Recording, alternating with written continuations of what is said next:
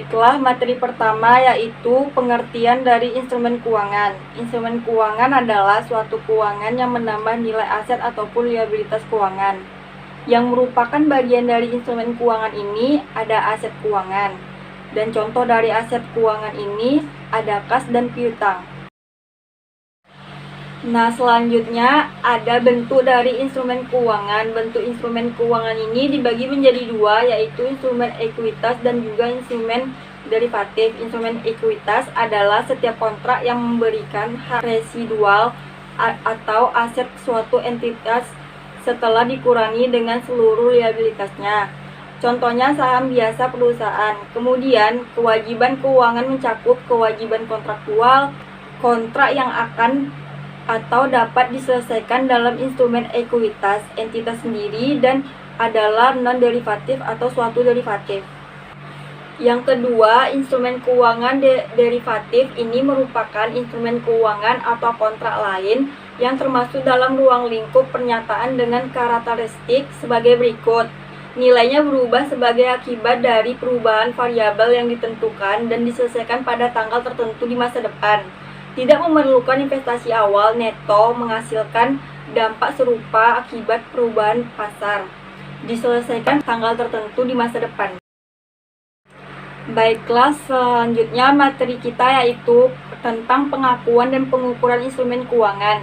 Yang pertama, pengakuan instrumen keuangan. Biasanya entitas itu mengakui keuangan atau liabilitas keuangan pada laporan posisi keuangan jika dan hanya jika entitas tersebut menjadi salah satu pihak dalam ketentuan dalam kontrak instrumen tersebut. Dalam pengukuran instrumen keuangan, pengukuran aset atau liabilitas keuangan dibedakan menjadi dua, yaitu pengakuan pada saat pengakuan awal, pengukuran setelah pengakuan awal. Dalam penyajian instrumen keuangan ini, PSAK 50 revisi tahun 2010 tentang instrumen keuangan penyajian secara umum, prinsip penyajian instrumen keuangan sebagai liabilitas atau ekuitas dan saling hapus aset keuangan dan liabilitas keuangan. Dalam pengungkapan instrumen keuangan dalam PSAK 60 instrumen keuangan, dalam pengungkapan mengatur pengungkapan dalam laporan keuangan yang memungkinkan pengguna mengevaluasi signifikan instrumen keuangan atas posisi dan kinerja keuangan entitas serta jenis dan besarnya risiko yang timbul dan bagaimana entitas mengelola risiko tersebut. Baiklah, pembahasan yang kedua, aset keuangan yang akan dibahas oleh Suci Dwi Mulia. Baiklah, di sini saya akan menjelaskan tentang aset keuangan, yaitu bentuk aset keuangan. Aset keuangan ialah aset tak berwujud yang memiliki nilai karena adanya klaim kontra dalam bentuk deposito, bank, obligasi, saham, dan lain-lain. Kemudian, reklasifikasi aset keuangan. Entitas menghitung reklasifikasi instrumen sebagai berikut. Yang pertama, entitas klasifikasi instrumen ekuitas sebagai liabilitas keuangan sejak tanggal ketika instrumen tidak lagi memiliki seluruh fitur. Yang kedua, entitas mereklasifikasi liabilitas keuangan sebagai ekuitas sejak tanggal ketika instrumen memiliki seluruh fitur. Kemudian itu adalah penurunan nilai. Aset keuangan atau kelompok aset keuangan mengalami penurunan nilai apabila nilai tercatat atau biaya perolehan diamortisasi lebih tinggi daripada nilai yang dapat diperoleh kembali.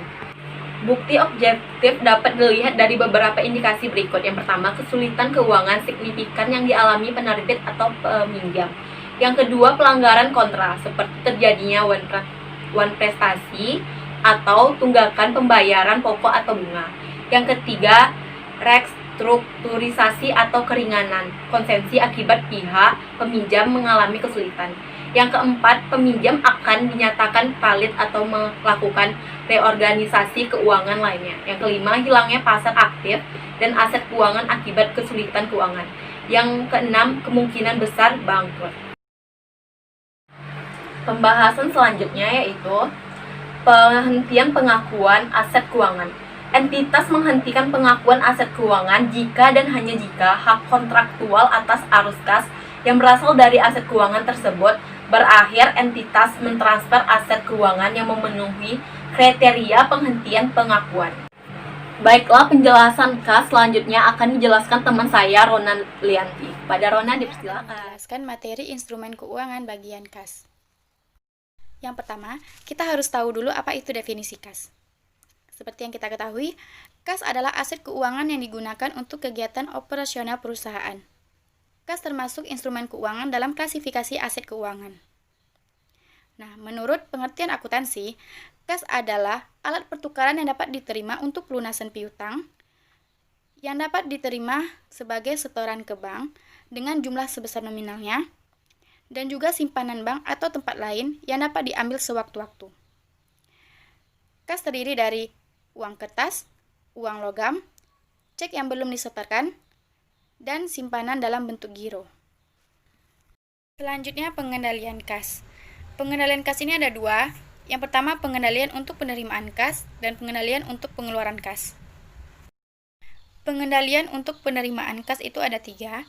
Yang pertama, semua penerimaan kas harus segera dicatat. Yang kedua, hendaknya semua penerimaan kas pada hari itu juga harus disetor ke bank. Dan yang ketiga, adanya pemisahan fungsi antara petugas yang menangani penerimaan kas. Adapun bentuk pengendalian untuk pengeluaran kas, yang pertama, semua pengeluaran kas harus dilakukan menggunakan cek. Yang kedua, cek harus ditandatangani minimal 2 orang. Yang ketiga, cek yang batal atau salah tulis harus diarsir dengan rapi. Dan yang terakhir, hendaknya diberikan cap lunas untuk bukti dan cek yang sudah dikeluarkan. Untuk pengeluaran kas dalam jumlah kecil, diperlukan adanya sistem impres kas kecil. Terdapat 2 sistem kas kecil. Yang pertama, sistem impres atau dana tetap kas kecil, yaitu mekanisme kas kecil di mana dana dipertahankan tetap. Yang kedua, fluctuating system atau dana tidak tetap. Dalam sistem ini, dana kas kecil tidak ditetapkan jumlah tertentu, sehingga saldonya bervariasi dari waktu ke waktu. Untuk kas di bank, setiap akhir periode dibuat rekonsiliasi antara rekening bank dan saldo kas menurut pencatatan entitas. Tujuan rekonsiliasi bank ini adalah untuk mencocokkan antara pencatatan di perusahaan dan pencatatan kas bank yang mengelola uang perusahaan. Rekonsiliasi ini dapat mengurangi potensi timbulnya kesalahan pencatatan dan juga potensi hilangnya uang perusahaan. Selanjutnya, penyajian kas. Kas dalam posisi laporan keuangan disajikan dalam kelompok aset lancar di urutan paling atas. Kita lihat contohnya pada laporan posisi keuangan PT Hanjaya Mandala Sampurna Tbk. Nah, di sini dalam kelompok aset, kas disajikan dalam kelompok aset lancar, yaitu kas dan setara kas. Yang terakhir, pengungkapan kas. Pengungkapan kas dan laporan keuangan meliputi pengungkapan kebijakan akuntansi dan informasi rincian kas yang dimiliki perusahaan. Pada PT Hanjaya Mandala Sampurna Tbk, kas dan setara kas mencakup kas, bank, simpanan bank, yang sewaktu-waktu bisa dicairkan, dan investasi likuid jangka pendek lainnya yang jatuh tempo dalam waktu 3 bulan atau kurang. Jadi, itu termasuk dalam pengungkapan kas. Baiklah, itulah materi yang dapat kami sampaikan. Terima kasih atas perhatiannya. Wassalamualaikum warahmatullahi wabarakatuh.